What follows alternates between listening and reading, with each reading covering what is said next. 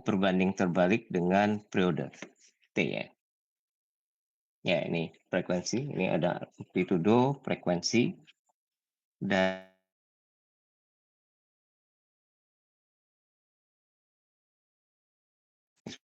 A, F, dan P ya, fase ya. 3 parameter itu dipakainya yang di sini ya. Oke, itu yang penting di sini. Kemudian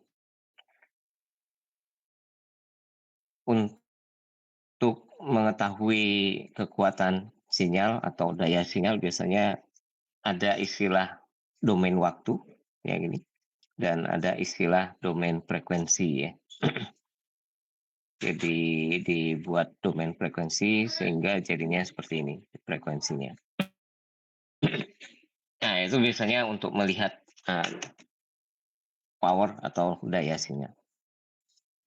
Kita nggak terlalu memahami tidak terlalu mendalami di situ karena lebih banyak sana ke ini ya. Jadi kalau menentukan sinyalnya itu mau seperti apa ya. Oke, ini kita lewati. Kemudian yang penting lagi di sini bahwa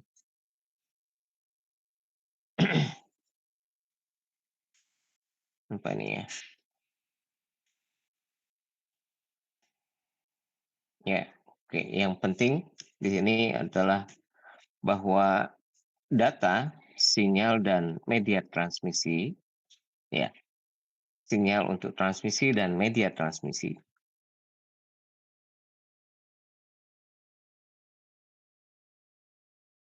data. Data analog itu bentuknya dia fungsi ya, frekuensi gitu ya, misalnya. Jadi fungsi dari waktu gitu ya. Ya, misalnya kayak gini gitu. Ya, atau ya dia. Nah, ini mungkin bisa dilihat di bagian ini. Ini ada audio, itu adalah sinyal analog, sinyal data analog. Kemudian yang lain juga bisa video. Dan kalau audio itu akustik biasanya audio yang bisa kita dengarkan itu biasanya dari 20 Hz sampai 20 kHz. Kemudian ada sinyal analog dan sinyal digital. Itu juga sama, bahwa sinyal analog itu continue, dan ya ini kalau yang analog itu bentuknya seperti ini. Kemudian yang digital itu bentuknya ya, oke, data terkait ya, itu yang dibawa ya. Tapi untuk membawanya kita perlu sinyal. Dan sering data itu harus dirubah dulu ke dalam bentuk sinyal yang dia akan dibawa. Nah, kita punya contoh di sini bahwa untuk data analog, biasa contoh yang mudah itu adalah perangkat telepon ya, zaman dulu. Kalau zaman sekarang mungkin masih ya yang pakai kabel tembaga, tapi kalau pakai fiber optik dia sudah tidak lagi model seperti ini. Oke, kita pakai yang ini aja, bahwa ini pakai telepon, kemudian sinyalnya sinyal analog. Ketika kita ingin mengirimkan data digital, ini kita harus menggunakan modem. Modem itu modulator demodulator. Ya, yang dia mengubah, kemudian nanti data sinyal yang sini diambil. Nah, ini kalau dia sinyal yang dipakai untuk mediumnya itu adalah sinyal analog atau sinyal pembawa biasanya ya. Carrier-nya itu analog. Ini kalau pembawanya itu digital. Jadi kalau dia sinyalnya analog atau data analog itu dirubah dulu ya. Data digital juga sama ya. Dia dirubah, kalau ini tadi menggunakan modem, yang ini menggunakan codec. Codec itu singkatan dari encoder decoder. Fungsinya sama sebenarnya, modulator demodulator. Cuma bedanya encoder sinyal digital itu atau data digital, data analog itu dikodekan menggunakan digital. Oke, kemudian transmisi, itu adalah analog dan digital juga sama bahwa analog yang sering dipakai sekarang transmisinya digital. Kenapa? Karena lebih lebih tahan terhadap noise ya. Ya, ini digital transmisi itu dia lebih bagus ya, karena adanya teknologi digital, integrity, capacity, ya, security, privacy ini dimungkinkan dibandingkan kalau yang analog. Kemudian kita melihat lagi nanti yang gangguan transmisi, adanya pelemahan, kemudian delay dan noise. Ya, pelemahan kalau kita mengirim sinyal dalam jangka atau jarak waktu tertentu, dia nanti akan menurun amplitudonya. Kalau saya misalnya mengirim amplitudo 1 kilowatt ya misalnya, nanti sampai setelah 10 kilo mungkin dia menjadi tinggal 100 watt misalnya ya. Bisa aja seperti itu. Atau mungkin kalau lebih ya. Artinya ya sama seperti yang paling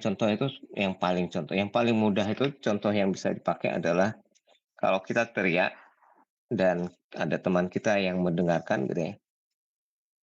Kita bisa mendeteksi sekuat apapun kita teriak di sini, nanti lama-lama temannya sudah nggak bisa dengar gitu, karena jarak ya. Ya ini atenuasi ilustrasinya seperti itu. Jadi selalu ada rumusnya seperti ini. Biasanya rumusnya itu dikirim, sinyal yang dikirim dan sinyal yang diterima gitu ya. Nah, delay selalu karena ada jarak gitu ya biasanya. Tapi di sini dia juga bisa menyebabkan distorsi atau gangguan. Yang terakhir noise. Noise ini ada 4 macam. Ada noise karena panas atau disipasi ya, radiasi. Dan noise thermal ini dia biasanya disebut sebagai white noise, bisa dihitung.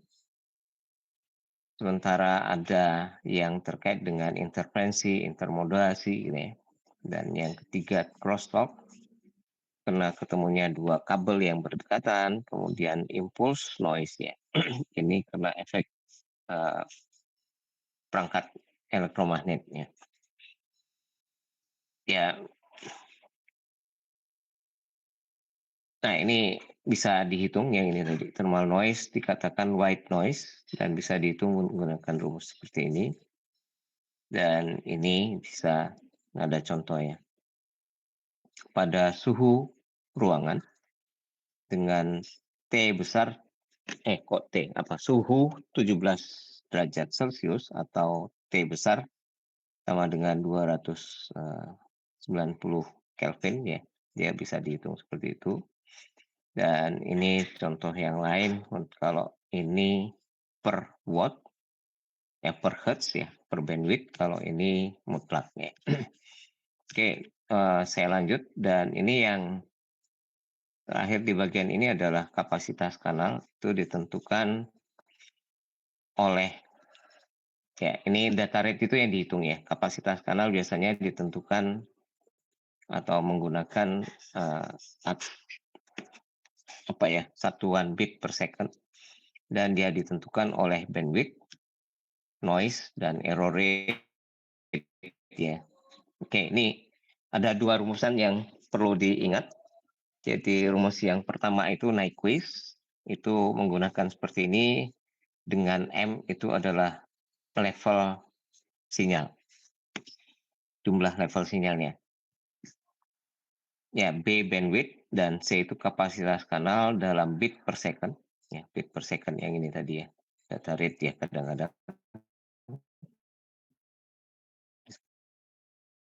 Jadi C kalau 3100 Hz bandwidthnya dengan M sama dengan 8, maka C-nya sama dengan 18,6 kilobit per second ya. Nah, yang Shannon capacity ini jadi rumus yang berbeda. Kalau Nyquist seperti itu, ini rumus Shannon dia berdasarkan pada SNR, jadi sinyal to noise ratio. Kemudian ini jadinya seperti ini rumusnya. Dan harus diingat di sini log 2 ya. Bukan log 10, kalau yang di sini juga sama log 2 ya. Kenapa? Karena ini biasanya biner. Ya, log 2. Ya, ini ke sana. Kemudian ini contoh. Kalau kita menghubungkan antara rumus Nyquist dan Shannon. Jadi untuk misalnya channel dengan bandwidth antara 3 sampai 4 MHz, berarti ini 1 MHz ya bandwidthnya. Terus SNR-nya seperti ini, maka diperoleh ini 251. Ini dalam desibel ya. Kemudian dalam desibel berarti dia bukan desibelnya 251, sehingga C menggunakan Shannon itu sama dengan 8 megabit per second. Kemudian dari 8 megabit per second ini kita peroleh dengan Nyquist bahwa M-nya berarti ada 16 ya. Jadi level sinyalnya itu ada 16. Itu contoh, ini saya lewati aja. Jadi kadang di tempat tertentu ada yang menggunakan EB per N0. Tapi ini saya lewati aja. Kalau mau dilihat bisa silakan ya. Oke, di sini itu ada contoh soal, bukan contoh ya. Jadi ada pertanyaan review dan soal. Oke, saya lanjut. Ini masalah tadi menghitung atenuasi itu tadi, bahwa berapa jarak, kemudian input output atau daya ketika dia dipancarkan dan daya ketika dia diterima, input ya dan output ya. Ya, ini sinyal dengan daya 10 miliwatt. Kemudian pada jarak tertentu dia menjadi 5 miliwatt. Maka loss-nya sama dengan 3 desibel ya di sana. Nah, nanti bagaimana menentukan jaraknya misalnya. Tapi ini nggak pakai jarak, ini cuma melihat penurunan itu. Oke, ini kalau dalam daya seperti ini 10 log, tapi kalau kita menggunakan tegangan dia menjadi 20 log. Ya. Kenapa? Karena dari sini hubungannya. Oke, itu saya lewati yang satu, kemudian ini yang tadi itu yang ini bab 3. Terus ini encoding. Jadi di sini itu yang kita lihat adalah transmisi data. Nah, yang belum itu di media transmisinya ya. Nah, ini saya lompat dulu yang encoding.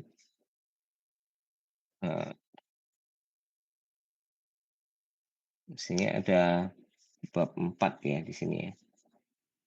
Yang terkait dengan transmisi, tapi yang tugas yang di sini itu dari chapter 3 dan 5. Oke, saya lanjut yang di 5 ini. Nah, yang 5 ini yang perlu dilihat bahwa tadi kita kalau menggunakan sinyalnya digital, maka di sini encoder, decoder. Kalau sinyalnya analog, modulator, demodulator. Nah, sering dibuat sama saja ya. Artinya mau sinyal digital atau analog, cuma ini kan prosesnya. Tapi tujuannya adalah bagaimana membawa data digital atau analog ke dalam bentuk sinyal digital atau analog ya.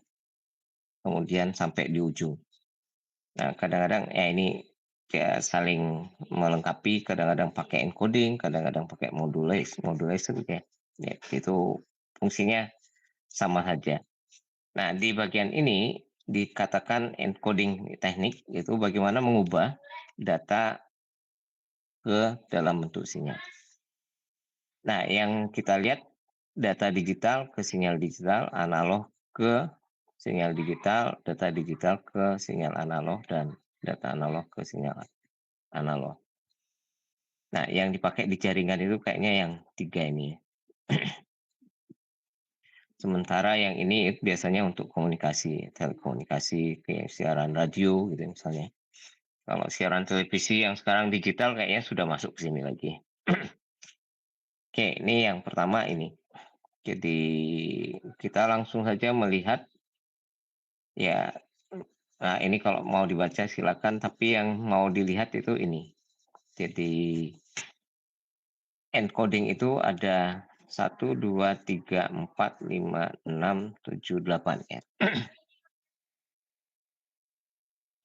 Ya, tentunya ada variasi, tapi prinsipnya sama seperti ini, yang misalnya ini yang dipakai untuk Ethernet, bukan Ethernet, RS232 ini yang dipakai Ethernet Manchester ya.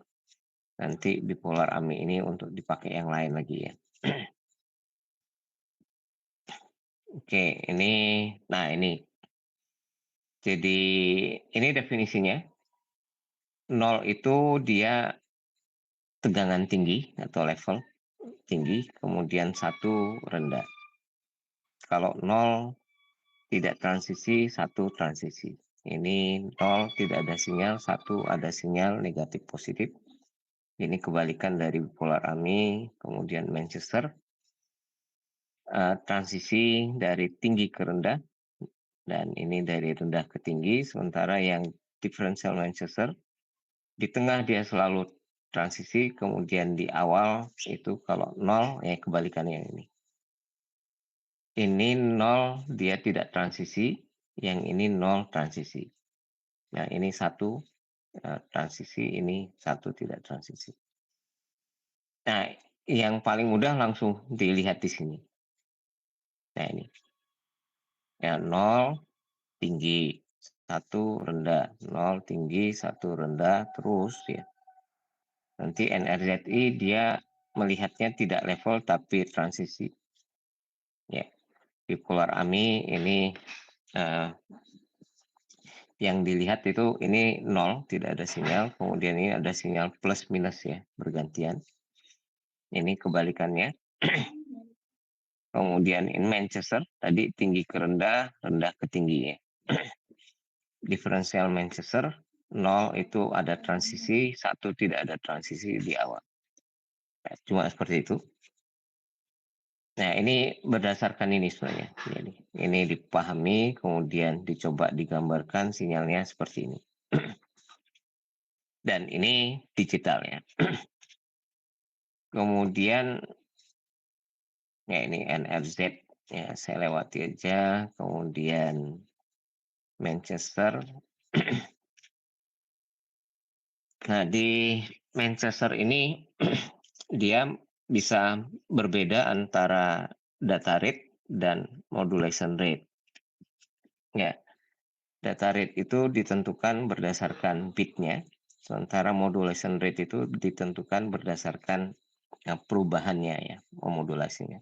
Karena ini dia di tengah tadi, berarti dalam satu interval ini dia ada 2.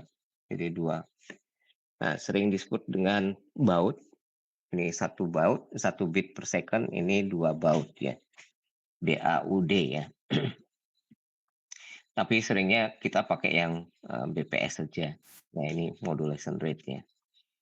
Oke, terus saya lewati aja. Ya, ini yang bipolar AMI. Kalau yang ini bipolar AMI contoh yang lain, tapi apa bedanya dengan B8ZS dan HDB3? Ini sama seperti bipolar AMI, hanya dia kalau ada 8 nol berurutan, maka dia harus dilakukan substitusi. Sedangkan yang ini itu kalau ada 4. Cara substitusinya seperti apa? Ini aturannya ya. Ya, yang ini. Aturannya yang ini.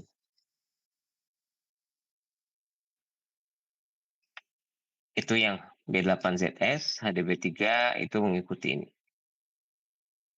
Sehingga hasilnya seperti ini. Tapi untuk HDB3 dia mendefinisikan dulu bahwa jumlah 1 sejak substitusi terakhir itu ganjil. Karena ini memperhatikan ganjil dan genap. Ini ganjil genap.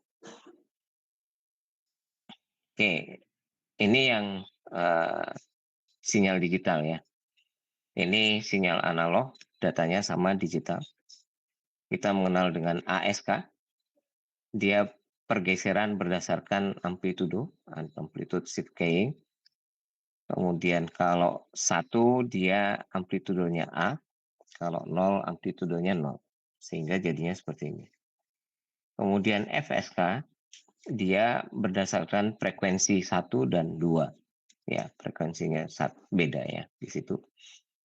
Sehingga FSK ini kita bisa membuat perbedaan frekuensinya ada 4, sehingga dia bisa mewakili 2 bit. Ya, ini cuma 1 bit. Ya, ini yang namanya MFSK ya ini. Jumlah bitnya, jumlah frekuensinya tidak hanya 2, bisa 4, bisa 8. Kemudian, nah ini kalau 8. Kalau 8 kan dia bisa 000 sampai 111 ya, bisa 3 bit. Kalau 4 dia bisa 2 bit, kalau 2 hanya 1 bit. Nah, phase shift keying ini juga sama, bisa 2, bisa 4, bisa 8. Dan ini kalau misalnya dibuat ya, ini 0 ke 0 tidak ada beda fase, yang ini ada beda fase. Ya, oke. Itu yang yang khusus yang ASK PSK ini atau sama ya, dia ada yang namanya QAM ya. Jadi QAM itu, nah ini QAM itu gabungan antara ASK dan PSK. Ya, ini gabungan ASK PSK digabung jadi kombinasi sehingga nanti dia dimungkinkan ini yang dipakai di ADSL misalnya. Dia menyebutkan. Jadi dia bisa tidak hanya ADSL ya, sampai yang wireless macam-macam ya, WiFi, kemudian seluler itu pakai QAM. Dan QAM ini ada bisa 16 ya, 16. Jadi variasinya 16, 64 sama 256. Kalau 16 dia mewakili 4, kalau 64 mewakili 6, dan kalau 256 mewakili 8 ya. Ada enggak QAM yang 8? Enggak. Jadi keras dengan QPSK. Nah, jadi itu sama yang FSK itu kan juga bisa. Oke. Ini kemudian yang ketiga, sinyalnya digital, tapi datanya analog. Dan ini yang kita melihat ada PCM, Pulse Code Modulation, yang dia sering dikatakan sebagai digitizer ya prosesnya. Kita juga mengatakan sebagai ADC, Analog to Digital Converter ya. Nah, ini PCM atau menggunakan AM ya. Kok AM, DM. Ini yang PCM, dan nah ini PCM prosesnya seperti ini. Diambil, kemudian nanti setelah itu diproses. Ya, ini kalau yang ini pakai DM ya, delta modulation ya, modelnya seperti ini. Jadi delta modulation tidak ada proses yang seperti ini. Ya, tidak ada proses yang seperti ini. Dia cukup menggunakan sinyal tangga, dan dengan sinyal tangga ini dia langsung bisa membentuk keluaran. Dan kalau ini dilihat pada rangkaiannya hanya cukup ini untuk ketika transmisi dan ini ketika dia menerima. Nah, misalnya MP3 ya. MP3 itu kan MP3 itu kan prosesnya pakai VCM ya, misalnya ya. Jadi dia kan dari analog suara itu kemudian dirubah menjadi digital. Oke, ini data analog ke sinyal analog itu dipakai untuk ya siaran radio, misalnya ini AM. Ya, dia sinyalnya itu di carrier-nya disesuaikan dengan data yang dibawa. Ini kalau frekuensi yang PM ya. Ini PM dan ini frekuensi. Oke, itu yang bab. Nah, ini juga ada soal di situ. Saya coba menggunakan yang bab 4 ya di slide ya, oke, sebentar ya. Nah,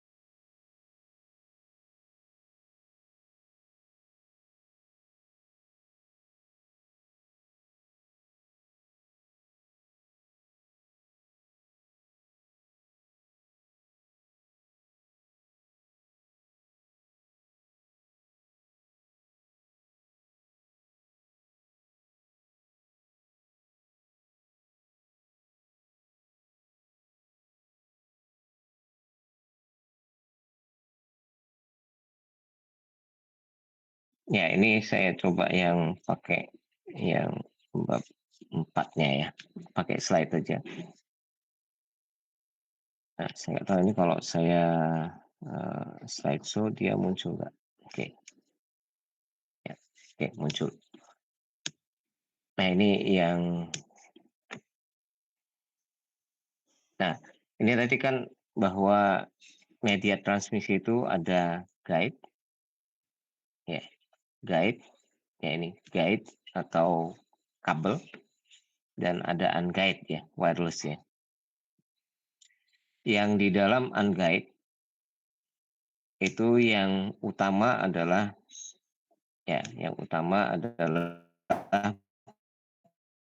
bandwidth yang dihasilkan oleh antena. Sementara yang guide itu mediumnya. Jadi kabelnya itu yang utama ya. Ya, ini bahwa yang menentukan sebuah medium itu media transmisi itu bagus atau tidak adalah bandwidth atau data rate-nya dan jarak ya. Makin jauh jangkauannya makin bagus ya, dan itu pilihannya pada fiber optik ya. Dan bandwidth-nya juga makin besar ya. Oke, ini bandwidth. Ini tadi sudah kita lihat atenuasi itu. Nah, ini yang paling penting di sini ya. Bahwa kita bisa melihat media itu dikelompokkan dalam seperti jadi frekuensi ya. Jadi ini ada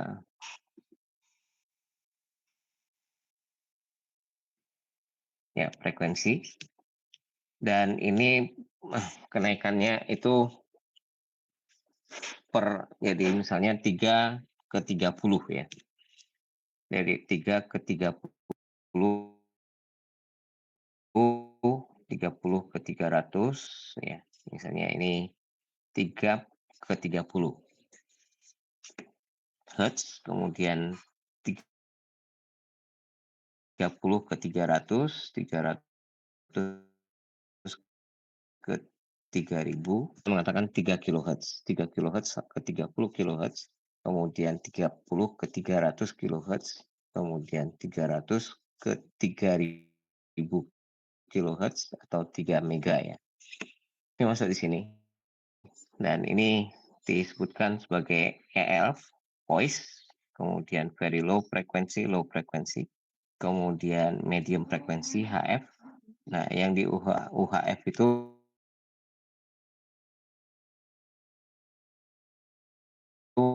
dia masih 300 sampai jadi megahertz atau 300 megahertz sampai dengan 3 gigahertz. Ini yang UHF. Nanti ada SHF, EHF ya, seterusnya. Nah, kita bisa melihat sebenarnya makin besar frekuensinya, makin besar juga bandwidth yang bisa dibawa, bandwidth data yang bisa dibawa. Ya, itu di sana. Dan kita lihat bahwa fiber optik itu memang bandwidth-nya besar. Nah, ini. Dan dia menggunakan bisa cahaya tampak ya. Cahaya tampak, kalau ini pakai infrared. Kemudian ini pakai gelombang radio. Ada gelombang mikro, satelit ini. Ya, ini pakai kabel twist pair, ini kabel koaksial, dan ini fiber optik. Nah, dan nanti ada gelombang radio ya. Oke, ini yang kita ambil yang media guided ya, kabel, twist pair, koaksial, dan fiber optik. Ini frekuensi ringnya dan dia jarak jangkauannya bisa sampai 40 km paling jauh dan bandwidthnya paling besar. Makanya yang masih dikembangkan ya fiber optik, yang ini sudah final menurut saya. Jadi nggak bisa ditambah bandwidthnya karena memang kemampuannya seperti itu. Jaraknya juga nggak bisa jauh. Tapi apakah itu dipakai? Masih dipakai sampai sekarang, tapi ya itu cuma sampai jarak misalnya UTP itu 100 meter ya maksimum. Kemudian kecepatan maksimumnya 1 gigabit per second. Nggak bisa menjadi 100 gigabit per second. Harus pindah ke fiber optik. Ya, ini yang twist pair, kabel tembaga saling berpasangan. Kemudian umumnya dipakai yang UTP. Kemudian saya lewati ini yang kabel koaksial. Jadi sama seperti antena TV ya. Di sini ada yang apa ya, core-nya. Kemudian yang di sisi luar itu konduktor yang mengelilingi. Kemudian ini fiber optik, dia bukan logam ya, tembaga, bukan logam, sehingga untuk yang di luar, yang dua ini nggak aman. Ya, kalau kita lihat untuk luar, outdoor ya, outdoor itu twist pair atau kabel koaksial ini nggak aman. Jadi kalau dulu saya misalnya pakai SPD dengan kabel tembaga itu yang telepon, itu kalau pas musim petir ya risiko bisa terkena. Dan saya juga misalnya dulu menggunakan kabel koaksial gitu ya, antara dua gedung, kena petir ya juga perangkatnya rusak gitu. Tapi dengan fiber optik nggak ada gangguan petir lagi, sehingga ketika sudah pakai IndiHome sudah nggak perlu khawatir lagi terkena petir. Karena memang yang tembaga atau logam itu risiko bisa dirambati petir ya. Sementara yang ini tidak, karena dia bukan logam. Nah, dia bekerjanya pakai sinar. Sinar itu dipancarkan di ujung, ya ketika mau pergi, ya, dipancarkan, kemudian nanti sampai di ujung, yang dengan loss seminimal mungkin ya, sehingga dia bisa menjangkau 40 kilo. Nah, ini dia bekerjanya menggunakan sistem pantulan sempurna ya, sudut pantulan sempurna. Jadi ini sehingga tidak ada yang dibiaskan. Dia dipantulkan sempurna sehingga dia bisa jauh jangkauannya. Namun fiber optik dia tidak boleh ditekuk. Kenapa tidak boleh ditekuk? Kalau ditekuk ini bisa patah atau sinarnya itu nggak nyampe karena dia menjadi nggak nggak dibelokkan ya. Sehingga yang kalau Telkom itu fiber optiknya pokoknya yang pakai fiber optik di kabel atas itu umumnya kabelnya dibuat lingkaran ini. Karena dia sudut maksimumnya 60, nggak bisa 90. Nah ini kelebihan fiber optik, kapasitasnya besar, jaraknya ya bisa jauh gitu ya, karena atenuasinya kecil gitu.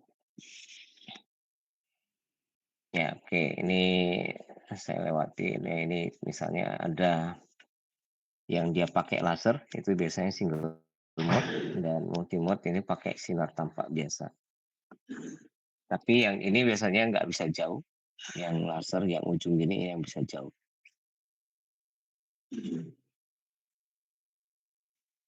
Nah ini yang wireless, dikelompokkan lagi ada frekuensi 2 sampai 40 Hz, 30 sampai 1 GHz ya. Ya, ya ini ada infrared, ada broadcast radio, ada microwave ya. Nah, di wireless dia perlu antena.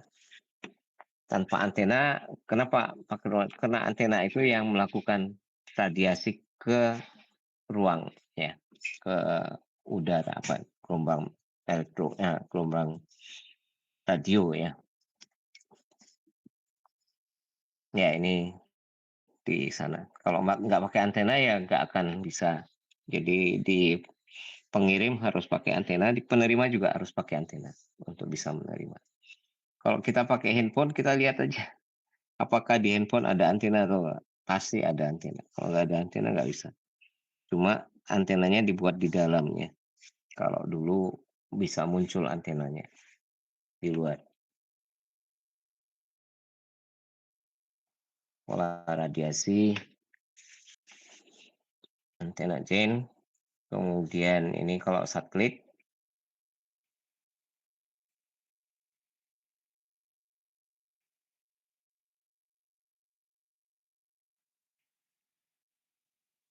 nah ini kalau di bawah 2 MHz sinyalnya itu masih bisa mengikuti permukaan bumi, disebut dengan ground wave. Kemudian kalau antara 2 sampai 30 MHz ini dia masuk bisa dipantulkan oleh ionosfer menjadi skywave, dan kalau di atas 30 MHz ini dia harus lost line of sight, jadi satu garis pandang ini. Kalau enggak dia terlindungi sesuatu di sini atau di belahan yang lain sehingga dia terkena permukaan. Ya nggak bisa. Ya oke, itu saya rasa mungkin itu ya yang penting di sini. Ya oke, itu saya rasa untuk hari ini. Nanti kita lanjut minggu depan. Dan ini jangan lupa untuk dikerjakan tugasnya ya. Mulai saya aktifkan mulai jam 1. Oke, sampai minggu depan.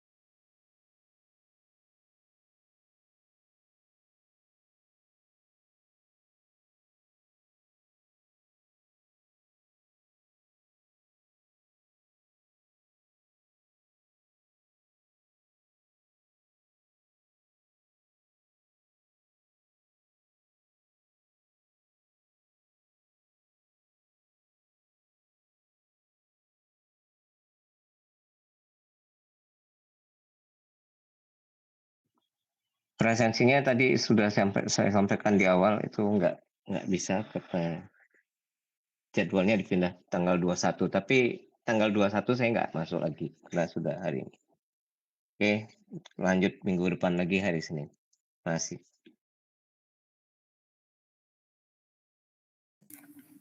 Terima kasih, Terima Pak. kasih. Terima kasih, Pak. Terima kasih, Pak. Terima Terima kasih, Pak.